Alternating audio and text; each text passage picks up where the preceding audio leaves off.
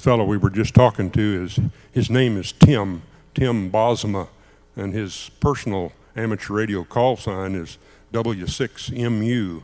And we, all the hams, if you're not familiar with us, have call signs of some kind. I'm W5IU.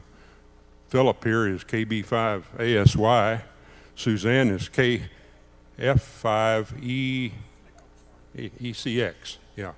So we're all ham radio folks. I've been playing with it. It's kind of what got me started in electrical engineering as a career. I've got my amateur radio operator's license in 1953 between my freshman and sophomore years of high school up in western Kansas. And that's what influenced me into a career in electrical engineering, and 43 years out here at Lockheed in radar systems. So it's a way to get started. Yes? That's something we could do. Matter of fact, it'll disrupt things just a little bit maybe, but you could say, I'm Debbie, and give your question. Yeah. Yeah, that will slow it down a little bit, and he knows who you are up there. Yeah. Yeah, yeah. Okay, that's fine. We've done it both ways, and it does slow things down a little bit. We hope to get through all 19 of them. Sometimes we have used 10 students and 20 questions, and that way everybody gets to talk for sure. There is a possibility that if something goes wrong, we might not get all 19 across. So somebody may get left off at the tail end, but Paolo is real good at judging time, and he'll judge his answers pretty well based on that. And we've had a lot of good successes lately getting all the way through as many as 20 questions. So it should work okay. Well, okay, they're filtering in. That's good. Give it another minute or two.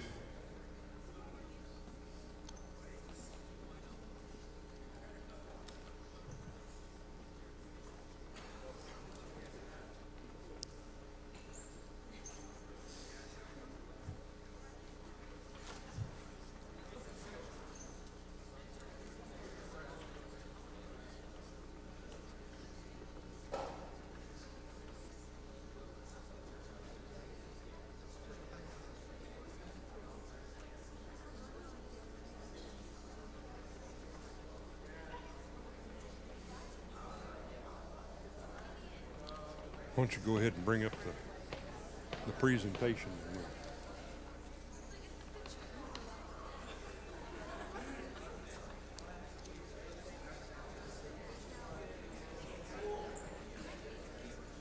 Yeah. Switch batteries real quick. Huh? We're going to switch batteries in this real quick.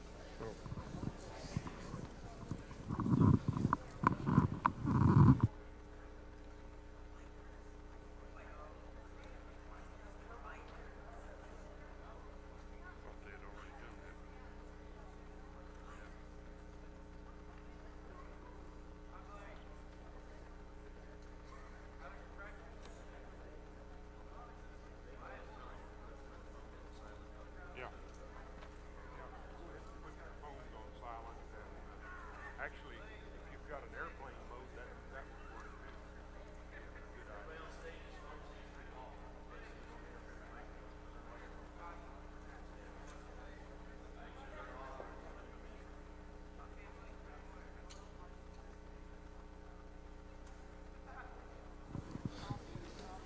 All right, then where's our other mic? Here you go, Keith. Okay. Are we back in? Yep, it's still working. Okay. Well, I think we've got enough of a crowd that we're going to go ahead and start the presentation here. This is time critical, and we'll be running this presentation for about 15 minutes prior to starting the script and doing the regular contact. Just a little bit about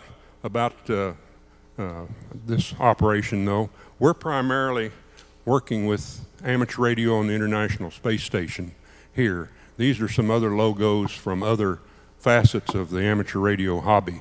Go ahead and change it. A little history about space, amateur radio in space. Sputnik 1 was launched on the 4th of October, 1957, and only 4 years later we had Oscar 1, which was an amateur radio satellite that didn't do much other than it said Morse code high all the way around. That's did,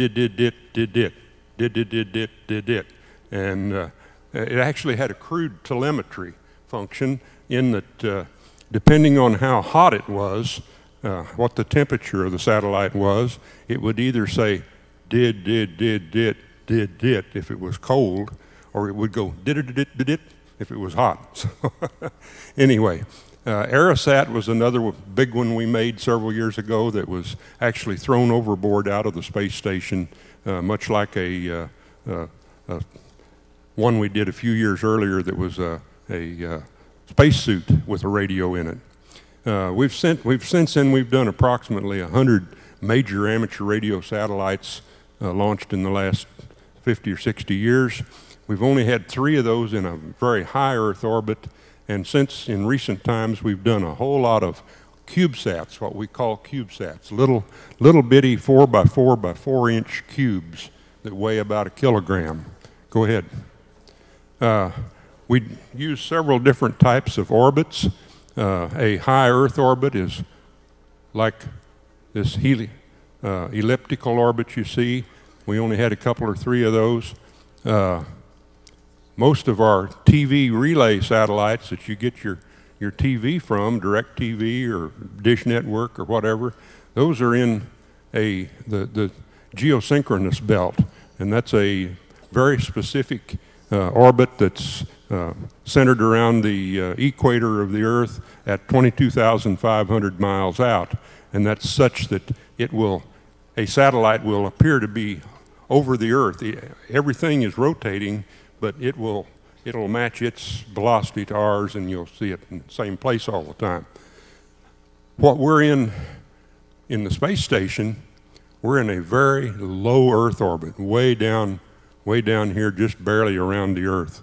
It's only about 300 or 400 kilometers out. Go ahead. Now, I'll talk a little bit more about amateur radio on the International Space Station. That's ARISS. Here's a picture of the ISS in its complete state. That thing is about the length of a football field. So it's no small thing anymore. This is the original Russian module and all down here, and the rest of them are strung out along the 2 beams. These are all solar panels. It's all solar powered. Go ahead. A little status about it. We've done school contacts like this one. We've done well over 1,000. Actually, it's approaching 1,200 right now of schools all over the world, literally all over the world. And this has taken place in the last 20 years since we've been aboard the ISS. We didn't make any for the first 5 years. We formed ARIS 20 years ago, but we've been doing space contacts for 15 or 16 years now. And the rest of this are contact, ways you listen to it and so on. Different radios that are on board. I might add that this ham TV is commissioned now, and we're using it as we develop ground station capabilities for it.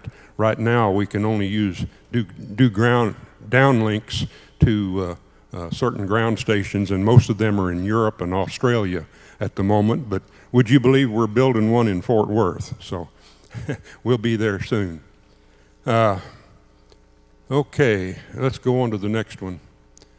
Purpose and objectives of ARIS. Primarily we promote education for our youth in math, sciences, engineering, and technology. And secondarily, we like to expose you folks to the world of amateur radio and radio in general. So, go ahead. Implementation, we work with professional educators all around the world and with the space agencies of the world. And we give these opportunities for you to talk and exchange ideas with the astronauts on board the station. So that's amateur radio. Actually, we provide the radio for the radios for the space station. We're in the process right now of doing a major upgrade to that with the new power supplies so that we can operate all over the space station. Would you believe that if you're familiar with electricity, in the Russian side of the airplane, or of the space station, they use 28 volts DC. In the rest of the world side, the Columbus module and all, we use 120 volts DC. So if we want to move a radio from one to the other, we've got to have a power supply that will work on either one of those voltages and transport it, move it down to 12 volts or the various voltages that the radios need. Okay, go ahead. We do schools and other organized groups, organize schools during the school year, and of course that's where we are here in the northern hemisphere. We do things in the southern hemisphere in the summertime, our summertime, when it's our wintertime and they're in schools. Other groups in the off-season, we use scout groups, summer camps, hospitals, and others. And occasionally we get an astronaut that enjoys this so much that he gets on there and makes a lot of other contacts to just general hams all over the world. Go ahead. I'll run through quickly some pictures. This was Caroli Elementary School in West Monroe, Louisiana a few years ago. And this was the father arranged the contact for us. And this was his son that was a fifth grader at the time. He got his license the day before the contact and actually ran the station. Go ahead. And here's the kids from Caroli Elementary lined up in the auditorium, or the gymnasium in this case. Go ahead. And this was the young 5-year-old that was running, or fifth grader, not 5-year-old, fifth grader that was holding the mic and running the contact. This was the school principal whose father or husband was also on the school board and could help out if we needed. Go ahead. This is Walnut Creek Elementary in Azle, Texas, several years ago. Go ahead. And this is an example. This was a direct contact where we had to put antennas up on the roof of the school. And here's people working on it and the kids asking and down on the gym floor. Go ahead. This is Girl Guides in Canada during the summertime a number of years ago. Go ahead. This is Camp Cavett up on Lake Texhoma. This was a Aeronautical Center Radio Club out of Oak City did that, and the kids were all very severely handicapped kids that were under care of a children's hospital in Oklahoma City, and they do a camp for them every year down on Lake Texhoma. Go ahead. And this is those kids and the media and so on for that school. Go ahead. This was a school in Gary, Indiana, which was a very depressed school, and in a steel town, suburb of Chicago that is just about to dry up and all. But it gave them an inspiration, and it actually, the kids pitched in and helped do a lot of work getting ready for the contact, getting the auditorium chairs fixed and all sorts of things. So it really gave them a shot in the arm. Go ahead. This is Daggett Montessori School in Fort Worth in 2015. We did a direct contact there. You might see that old fellow sitting there in the middle and see some semblance of the one talking here. Go ahead. This is Virginia Reinhardt Elementary in Rockwall, Texas, just about a year ago. Go ahead. And this was one in the Lawrence Public Library in Lawrence, Kansas, a couple years ago. I had a little fun with those people. I don't know whether you guys, you know about the rivalry between the Texas Aggies and the University of Texas. Well, we have a similar thing in Kansas, where I'm from, between KU and K-State. And Lawrence is where KU resides, and I'm a K-Stater or a Wildcat. So I told them I could help them if they weren't associated with KU. And they said, no, we're the Lawrence Public Library. We're not part of KU. So this was the contact we did with the Lawrence Public Library and what we got out of it, which is all we ever really want. Go ahead. Now then, we're going to be doing a telebridge contact, as we mentioned earlier. We have a network of telebridge stations all over the world that allow us to make contacts when it's not appropriate for the school in question. In other words, there are no good passes over us during the middle of the day here, and also we can't use the evenings on our time because that's when the astronauts sleep up on the space station. That's why we can't do it tomorrow evening during your space day. There's several things have to happen to make one of these contacts even possible. First, the station has to be over a station, preferably. If it's a direct contact, it would have to be flying over this school at the time that you could be here and at the time that the astronauts are awake. And so all of that has to happen, and we have to schedule all that. So just to give you an example, I have moderated contacts where the school, I had a school one time that was in India, and we were using a bridge station in Australia. I think it was Shane down here in Queensland, VK4KHZ, and I was moderating the contact on a teleconference line from here. And that's my reminder that I need to shut this up pretty quick. Okay, anyway, and we were using another station in England to put it on the internet on what we call Echolink. So we use people all over the world to make one of these contacts and tie them all together with a teleconference bridge. Go ahead. This is Doug Wheelock, the general contact king. He made over 2,000 contacts with just general hams, and they all really enjoyed that. Go ahead. Here's another one, Chris Hadfield, and this was his, they passed a poster all over Canada during his contacts, and everybody signed his poster. And this particular contact was made at Yellowknife, Northwest Territories. And I don't know how good you are in geography, but that's way up north in Canada, way up northwest. Go ahead. And this is Chris Hadfield talking about bathrooms in space. If we had time, we'd play that for you. That's kind of amusing. Go ahead. We did a series here not too long ago where Tim Peake did he was a British astronaut that did a lot of contacts. Right now we're doing contacts with Paolo Nespoli, and some of our contacts we're using ham video when we can, and that's primarily when they're over Europe or over Australia. Go ahead.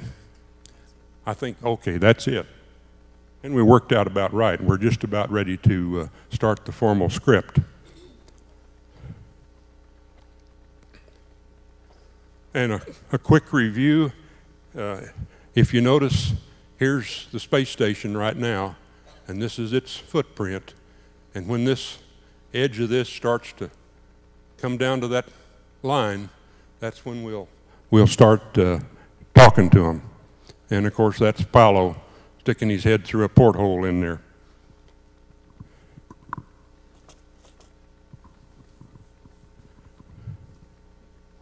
Are you back with us, Tim? Yes, I am. Okay, I think we're about ready to start the script. This is the Amber. Did you want me to go ahead and start the recording? Yes, go ahead and start the recording. Thank you. Okay, I'm going to start rolling with the script. Hello, everyone. This is Keith Pugh, W5IU, your amateur radio moderator for today. Through the help of amateur radio volunteers and the crew on the ISS, we hope to soon establish ham radio contact with the International Space Station as it flies more than 200 miles above the Earth over Santa Rosa, California. This is all accomplished with ARIS, amateur radio on the International Space Station. The ISS currently is flying over the Pacific Ocean, whizzing along at about 17,500 miles an hour, coming up on the Aleutian Islands right now. This contact will be performed using the Amateur Radio Telebridge Network, which is a worldwide network of amateur radio ground stations that will enable students to contact the ISS.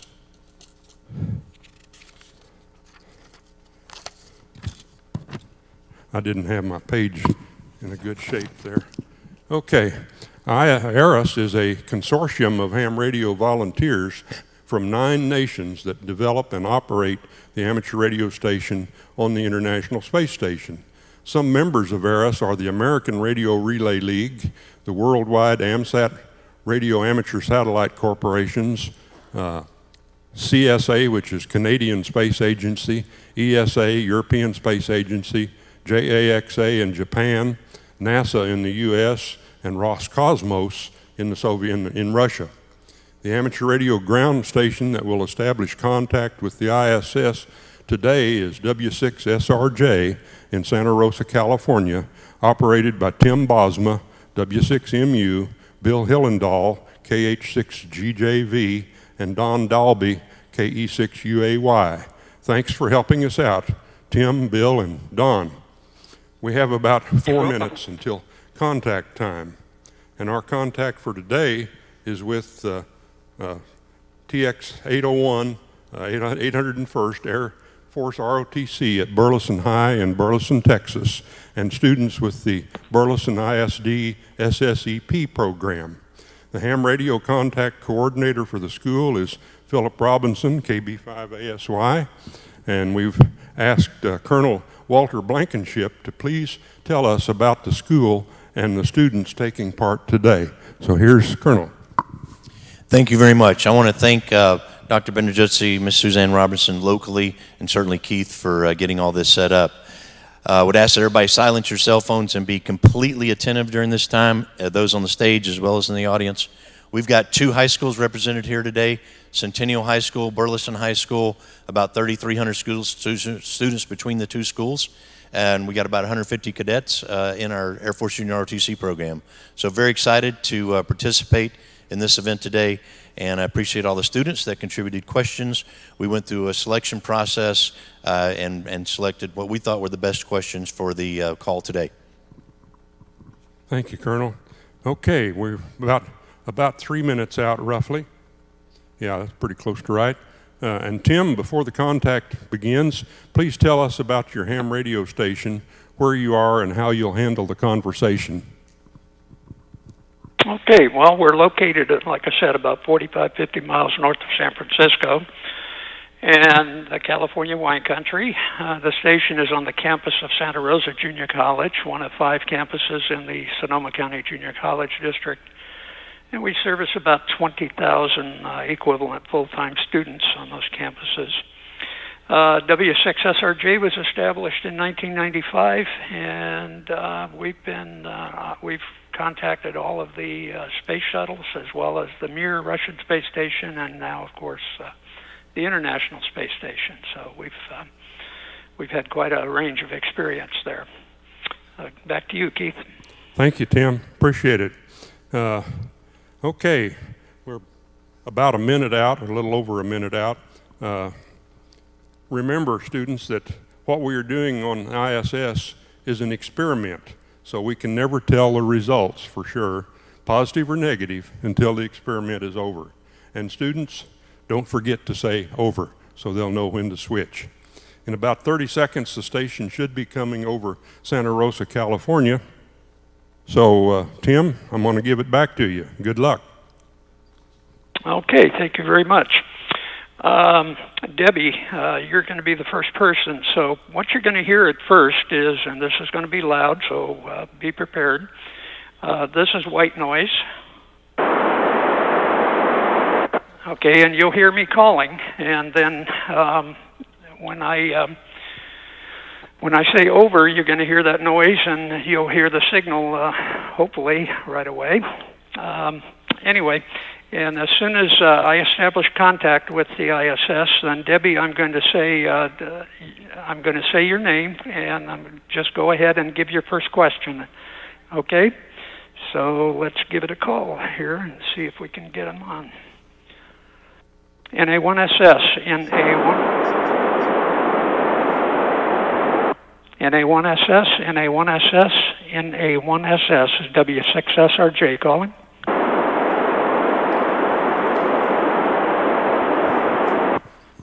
NA1SS, NA1SS, NA1SS, is W6SRJ calling. W6 Sierra Romeo Juliet, W6 Sierra Romeo Juliet, this is November Alpha 1 Sierra Sierra, over. Yep, copy you fine. Go ahead, Debbie, with the first question. Do any medications you take in space affect the body differently in space than they would on Earth? Over. And Debbie, good afternoon, or good morning actually. Yes, medication works differently here in space because we do work differently. Most of them have effects that are either amplified or diminished, and this is part of the research that we are doing every day, trying to figure out what happens and how our body responds. Over. Research shows that spending so much time in space has some damaging effects to the body. Could you please describe how any effects have impacted you? Over. Well, you get to space here and we don't have gravity anymore. This changes dramatically the body from a mechanical and physical point of view. The muscle, the ability, the bone, the skeleton starts dissolving. There are a lot of changes which concerns the way you perceive things. And it's very interesting and allow us to understand our body better. Over. If you could safely visit another planet, which would it be and why? Over. Well, I'm pretty sure somewhere in the universe there will be a planet with some form of life, and I would like to go there.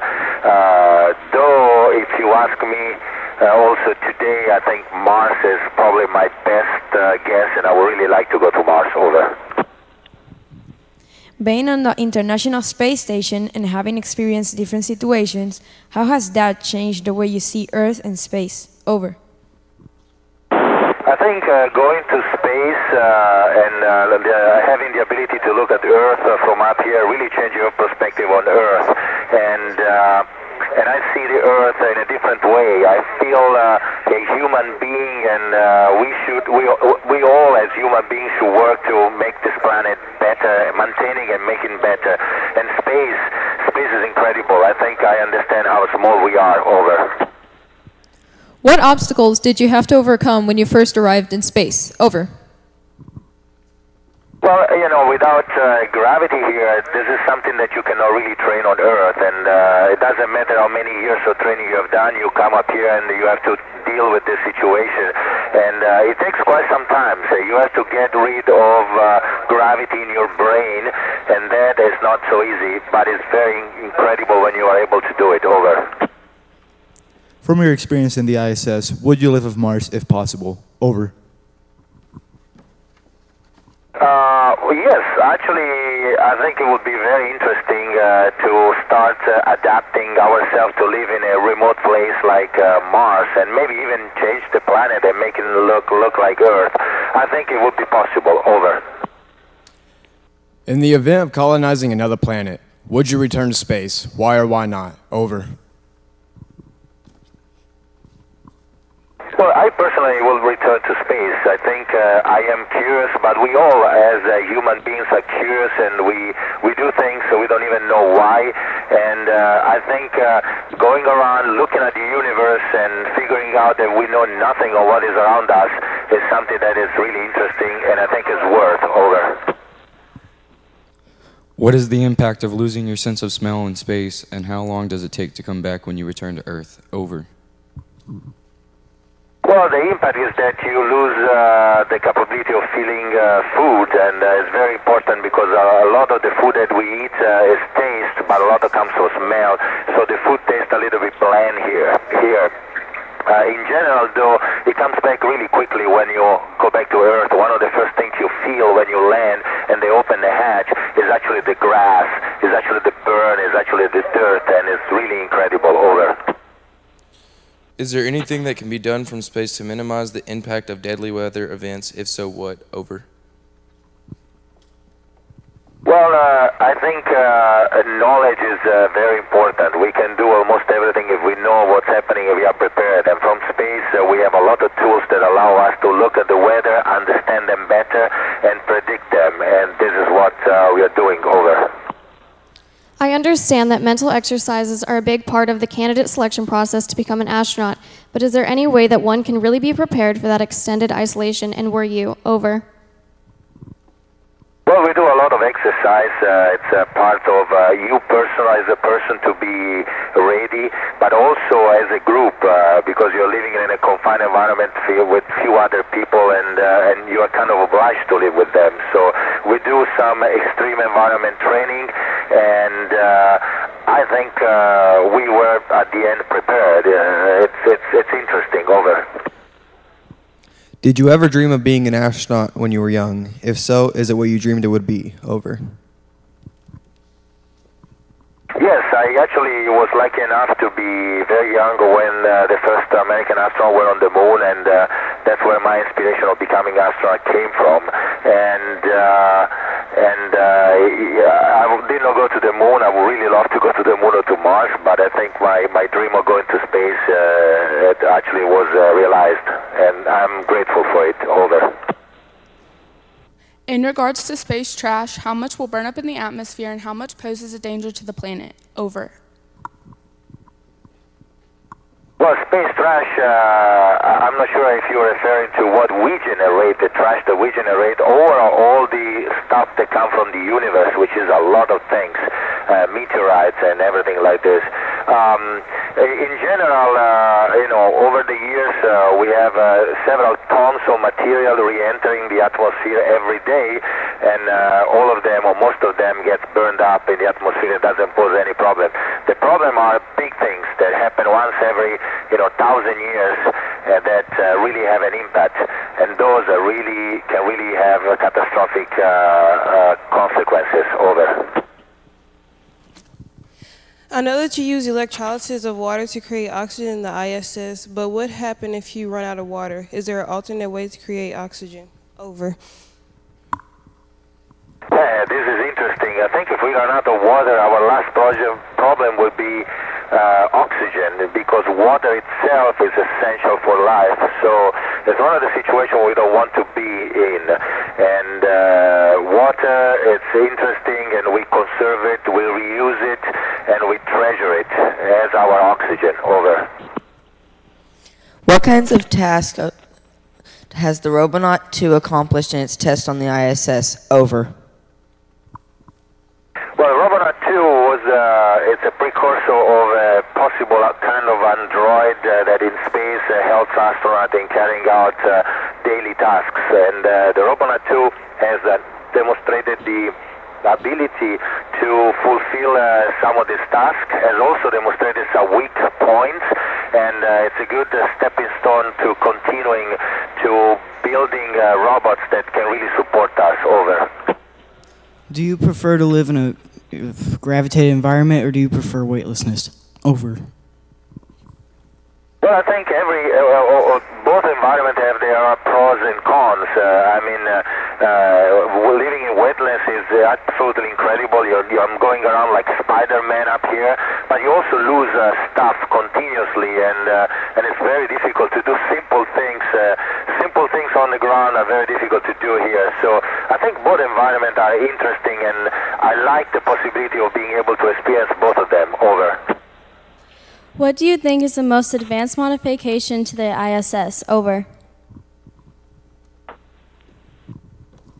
And I'm not quite sure I understand completely the question, but one of the things that I think we should do to ISS is to make it a stepping point for continue the exploration of the universe. You could send rockets from Earth and then build the rockets here on the space station, and from here start the exploration to the moon and Mars. Because we don't have an atmosphere, it will be easier and simpler to go from here. I think that will be very, very interesting. Over.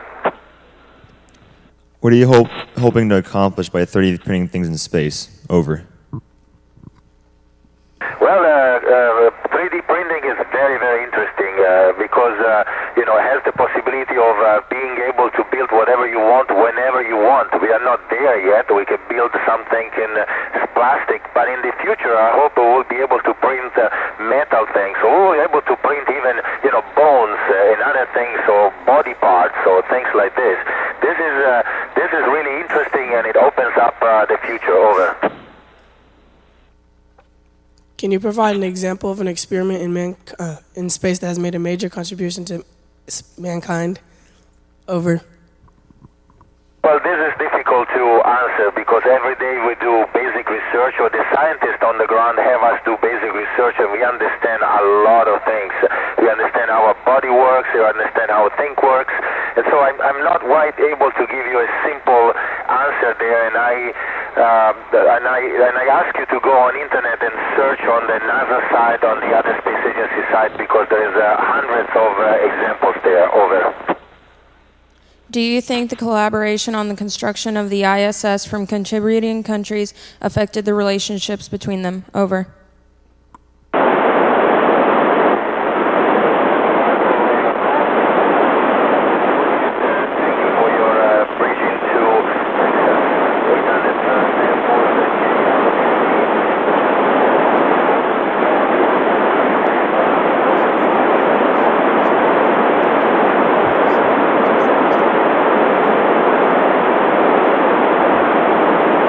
Well, unfortunately, he's gone over the horizon from us. NA1SS, W6SRJ, thank you, and 7-3s.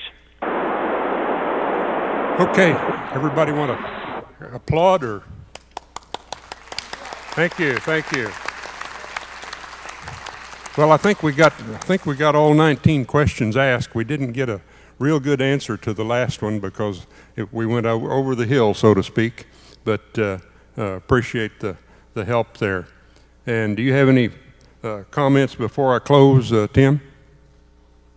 No, I could hear him. You probably couldn't hear it in the auditorium. I could hear him answering Carol's question, but unfortunately, like I said, we had hit LOS, and that was that. Yeah, yeah. Okay, ladies and gentlemen, we have shared a moment of history.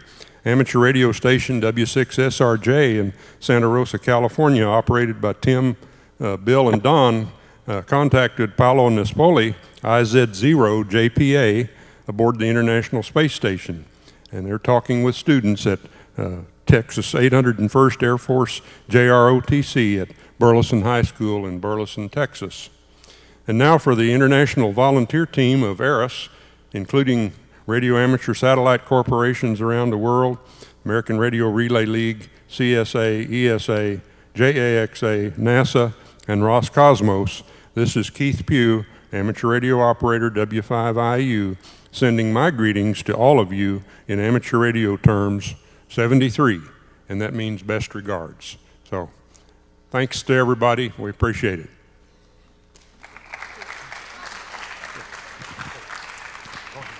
Okay. Thank you so much for coming today, students. Your teachers have received lists of the students that actually signed up.